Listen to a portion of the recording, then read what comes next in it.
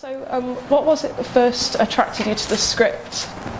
Oh gosh, that's a tough question, isn't it? Well, do you know what? I mean, there was no script when I was asked to do it. Because Andy Thompson, producer of the movie, said, do you want a coffee? Him and I had done a lot of work together in the past, but not sort of like, you know, in entertainment, some sort of business projects. So we went out for a coffee, and he said, I got this idea for a movie. I said, what's it called? He went, Kill Keith.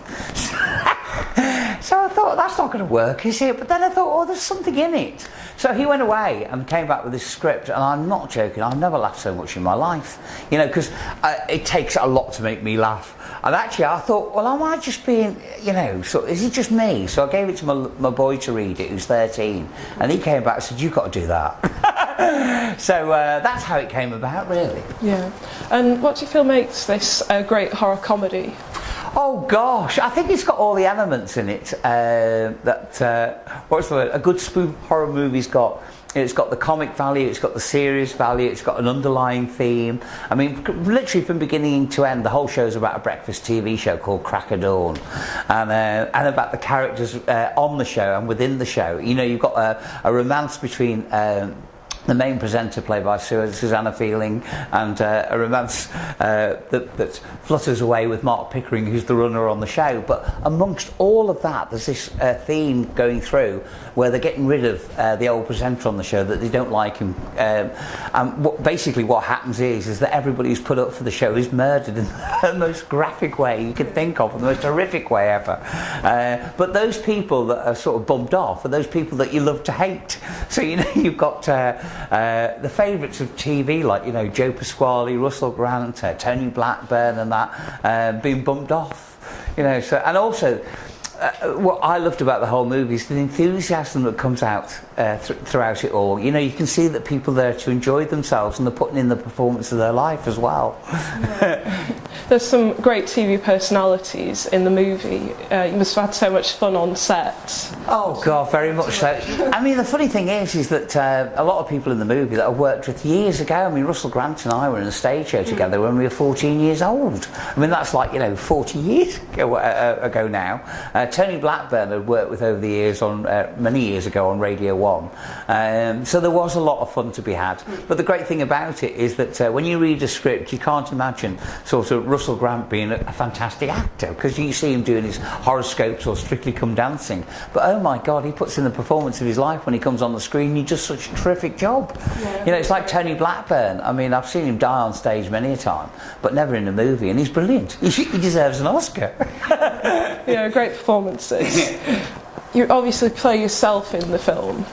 Was it as easy as some people might assume? Or? Oh gosh, do you know what? If somebody comes along and says we'd like to play a character, it's like when I did Extras with Ricky Gervais. He wanted me to play a character in Extras, so I did it. And that's far easier than somebody saying to you, like in Kill Keith, would you play yourself? So there's a part where I play, parts of the movie where I do play myself, and there's other parts where I play a character. And that playing myself was the most difficult part in the whole wide world, and that was just running down the street, knocking on a door and giving away a prize. And there's a lot more to it than that. It's a comic scene.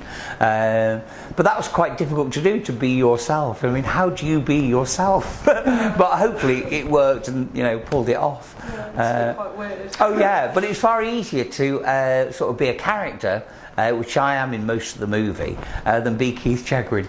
Yeah. I mean, it must have been quite a nostalgic sort of experience for you as well, because you sort of, it kind of mirrors your presenting career. Oh yes, very much so. Actually, I think the more nostalgic thing for me is that when I was a kid, I was in a lot of movies. You know, I think I made 7 movies when I was a kid, from Blanche's Macbeth to The Optimist with Peter Sellers to playing Robin Hood.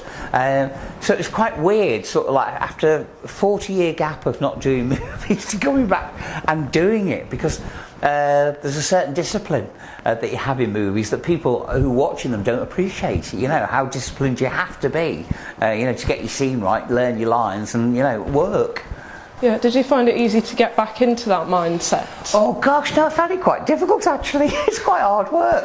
You know, you see all these big actors on the screen, you think, oh, that's easy, isn't it? Oh, I could do that. Oh, it's not as easy as you think. No, you know, it's not. Well, what's the word? You do something so small that ends up so big on a movie. You know, even the blink of an eye is huge on the screen, or the sort of twitch in your face is massive.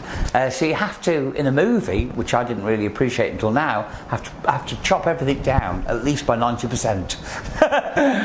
The script was quite loosely written with quite a lot of room for improv. How did you find working with that approach? Was it something you enjoyed? Yeah, I mean, to be honest with you, it's the other way around. In a way, there was a flexibility within the thing, but not that much. You know, most of it was scripted and there. But the great thing was there was that sort of bit of a gap to put your own sort of stamp on things and feeling for things. So obviously, you know, when you're working with like Tony Blackburn and Joe Pasquale and like Russell Grant, they want to put a bits of themselves into it, and they did, you know, in their own flexible way. So like changing words around, or you know, making the script a bit more sort of easier for them to do, and be the face that you know and that sound like they know. Andy was very flexible with that, and I think we all appreciated that. And it's a very action-packed film. How did the challenges of this compare to previous performances? Yeah, I mean, it was just ongoing and on moving, you know. But the great thing I liked about it was the enthusiasm everybody put into it. You know, it's not one of the biggest budget movies in the whole wide world, so people were there because they wanted to be there, and that's what I liked about it. I liked the enthusiasm from everybody who worked on the production, from the runner, you know, to the senior producers. But yes, it's quite a demanding job. You don't appreciate how tiring filming is until you've actually done it. But on the other hand, you get a buzz because you're enjoying it at the same time. Yeah, it looked quite exhausting at times. Yeah, but a lot of fun. And I don't know if I've got this right, but it seems to be quite a clever comment on the cutthroat nature of the media. Was this something that you thought was quite a... Do you know, when I read the script and I read about morning TV and the way it was sort of presented to you in the movie, I thought, oh my gosh, how close have they got that to real life?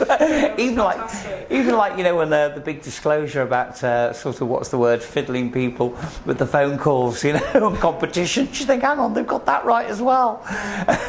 So I think it mimics sort of life in television, you know, quite closely. It works. Yeah, definitely. And are you much of a horror fan yourself? Yeah, do you know, I love the bloody horror film. I can't tell you. I always remember, the most horrifying film in my life has got to be The Omen. That still frightens me and I won't watch it. But I remember reading all the books. I remember reading the book of The Omen, then I went to see the movie and that just brought everything to life. So it's quite funny whenever I see what's the word, a trailer for, the Omen's going to be on film 4 or what have you, I don't watch it. But great fan of horror movies. And so finally, what are your plans for the rest of 2011? Well, it's great. I mean, it's been a fantastic year. You know, I've got the movie coming out on the 11th. Then I've got a part in the Ricky Gervais series called Life's Too Short, and I've got Panto at Christmas, which I love, in Swindon. So I can't wait. So really good year. Oh, fantastic. Well, thanks very much for your time.